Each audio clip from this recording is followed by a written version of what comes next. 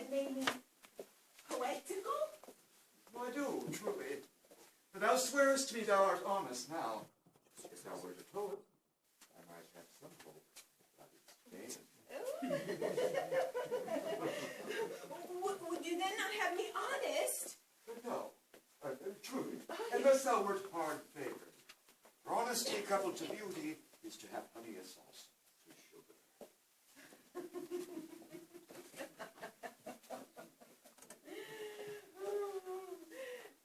Would you not have me honest? I know, truly, if thou wert hard favored.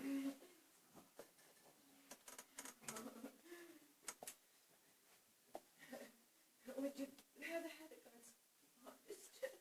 Truly, and to cast away honesty upon a foul slut would be to put good meat into an unclean dish. I am not a slut. So I vow. Oh, really, God, make me honest. Well, praise be the gods for thy foulness. Sluttishness may come hereafter. But, be that as it may be, I will marry thee.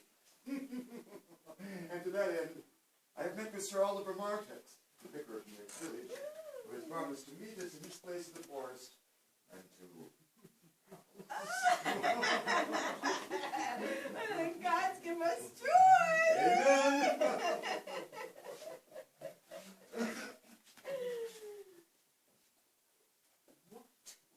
Beast was there that made them break this enterprise to me? When you durst do it, then you were a man. And to be more than what you were, you would be so much more the man. Nor time nor place did then adhere, and yet you would make both. They have made themselves, and yet your fitness now doth unmake it. I have given suck, and know how tender it is to love the babe that makes me. I would, while it was smiling in my face, have plucked my nipple from its boneless gum and dashed the brains out, had I so sworn as you have done to this. If we should fail. Fail? But screw your courage to the sticking place and will not fail. My Duncan is asleep. Whereto the rather of his day's long journey shall be sent him. Mr. Chamberlain will I, with wine and wassail, prince and memory. The warder of the brain shall be a fume, and the receipt of reason a limbic only. When in swinish sleep their drenched natures lie as in a curse, cannot you and I perform upon the unguarded Duncan what not put upon his spongy officers, who shall bear the guilt of our great quell?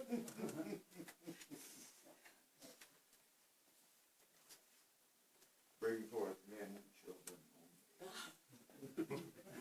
But thy undaunted mettle should compose nothing but males. Would not be received when we have marked with blood we sleep into of his own chamber and use their very daggers that they have done. Who dares receive another? As we shall make our griefs and clamour roar upon his death. And settle. End up each corporal agent to this terrible.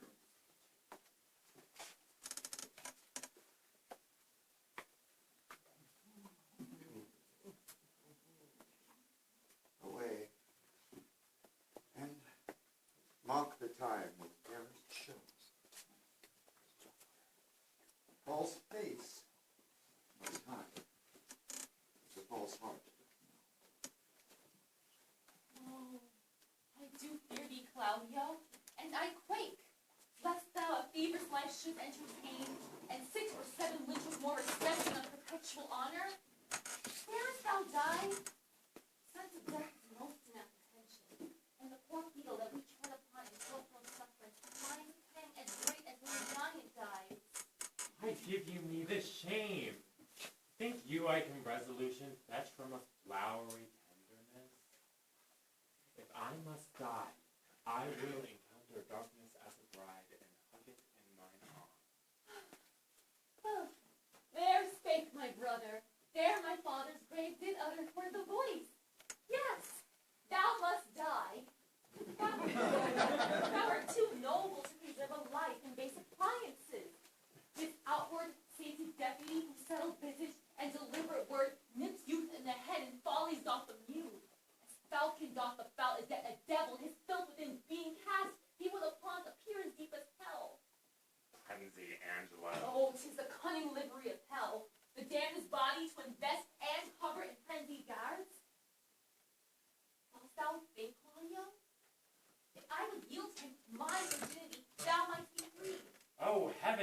cannot be. Yes, he would give to thee from this rank offense so to offend him still. This night's the time that I should do what I afford to name, or else thou diest tomorrow. Thou shalt not do it. Oh, horror, but my life, I throw it down for your deliverance, as frankly as a pin. You should not have believed me. For virtue cannot so inoculate our old stock, but we shall relish of it. I love thee not. I was the more to see you. Get thee to a nunnery. Why wouldst thou be a breeder of sinners? I am myself indifferent, honest, and yet I could accuse me of such things. It were better my mother had not borne me. I am proud, revengeful, ambitious, with more offenses at my back than I have thoughts to put them, imagination to give them shape, or time to act them in. We are errant knaves, all. Believe none of us. Go not waste to a nunnery. Where is your father? I marriest Crowner's quest law. Will you have the truth on it? Huh?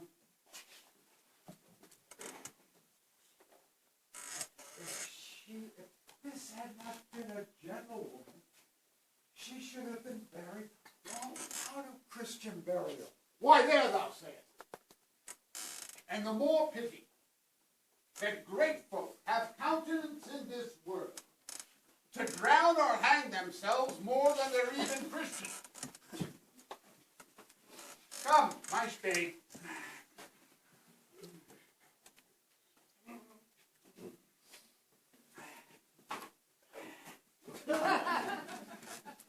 There is no ancient gentleman, but gardeners, ditchers, and grave makers.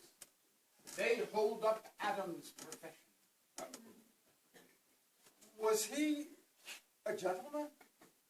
I was the first that ever bore arms. Why, he had none. What? Art a heathen? How dost thou understand the scripture? The scripture says Adam digged. Could he dig without arms? I'll put another question to thee. If thou answerest me not to the purpose, confess thyself. Who do? What is he that builds stronger than either the mason, the shipwright, or the carpenter? The gallows maker. The frame he builds outlasts 1,000 tenants. I like thy wit well in good faith. The gallows does well. What? How does it well? It does well to those that do ill. Now, thou dost ill to say the gallows is built stronger than the church. Argal, the gallows may do well to thee. Come again to it. Who builds stronger than a mason, a shipwright, or a carpenter? Aye, tell me that, and I'm your... Now I can tell. To it. Now if I can. Cudgel thy brain no more about it, for your dull ass will not mend his taste with thee. And when you want to ask this question next, say a grave maker. The houses he makes lasts until doomsday. Go, get thee to Johann, fetch me a stoup of liquor. At home, my lord. Well, let the doors be shut upon him, so that he may play the fool nowhere but in his own house. Farewell. Oh, help him, sweet heaven! If thou dost marry, I'll give thee this plate for thy dowry. Be as chaste as ice, as pure as snow. Thou shalt not escape calumny. To a nunnery go. Or, if thou wilt needs marry, you marry a fool. For wise men know well enough what monsters you make of them. To a nunnery go. Heavenly powers restore him! I have heard your paintings too. Well enough. God had given you one face, and you paint yourselves another. You jig and amble and lisp. You nickname God's creatures and wantonness, your ignorance. I'll no more on it. It had made me mad. I say, there shall be no more marriage. Those that are married already, all but one, shall live. The rest shall stay as they are. We're not here. Go. Oh, what a noble mind is here o'erthrown. The courtiers, scholars, soldiers, eye, tongue, and sword. The expectancy and rose of the fair state. Glass of fashion and mold of form. The observed of all observers quite down. And I of ladies most deject and wretched that have sucked the honey of his music vows. Now see that noble and most sovereign reason, like sweet bells jangled out of time and harsh. That unmatched form and stature of blown youth, plastered with ecstasy. Oh, woe is me, to have seen what I have seen. See what I see. I am in my condition of prince. Miranda, I do think so, and would no more endure this wooden slavery than to suffer. Hear my soul speak. The very instant that I saw you did my heart fly to your service, and there resides to make me slave to it. And for your sake, I am this patient lawgiver. Do you love me? O heaven! O earth, bear witness to this sound, and crown to what I profess with kind of if I speak true. I beyond what else I thy world do love, prize, honor you. I am a fool to weep at what I'm glad of. Wherefore you weep? My unworthiness I dare not offer, that I should desire to give and much less take.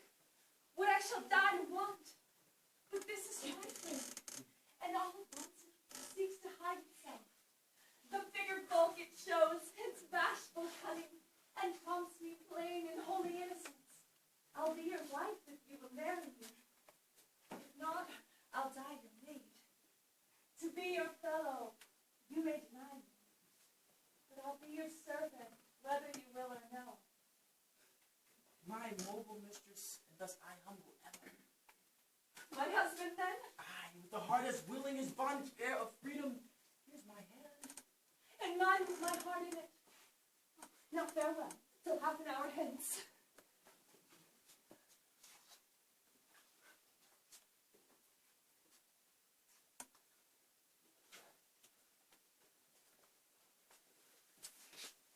This island's mine. By Sycorax, my mother, which thou takest from me. When thou camest first, thou strokest me, and made much of me. Was give me water with berries in it, and teach me how to name the bigger light, and how the less that burn by day and night. And then I loved thee, and showed thee all the qualities of the isle, the fresh springs, brine pits, barren place, and fertile. Curse me, I that did so! Oh, the charms of Sycorax, toads, beetles, bats, lights on you. For I am all the subjects that you have. First with mine own king. And here you stymie in this hard rock, while you do keep me from the rest of the island. Almost lying this way, whose stripes will not kindness.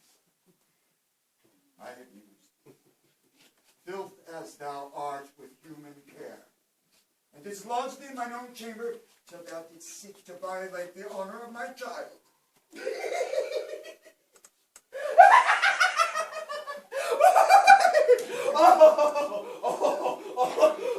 What has been done? Thou didst prevent me.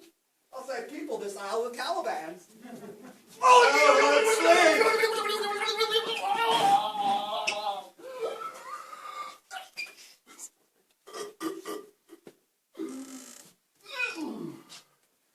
taught me language, and my profit on it is I know how to curse! Go. That's just you.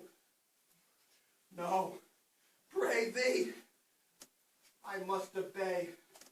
His art with such power, it will control my God's damn Sisyphus and make a vassal of him.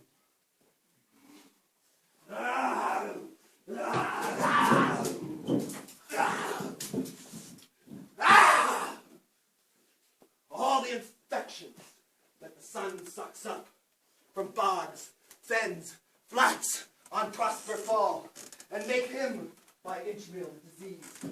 His spirits hear me, and yet I needs must curse. But then no pitch, nor fright me with urchin shows. Pitch me, I the mire, nor lead me like a firebrand in the dark, out of my way, unless he bid 'em for every trifle, while they set upon me.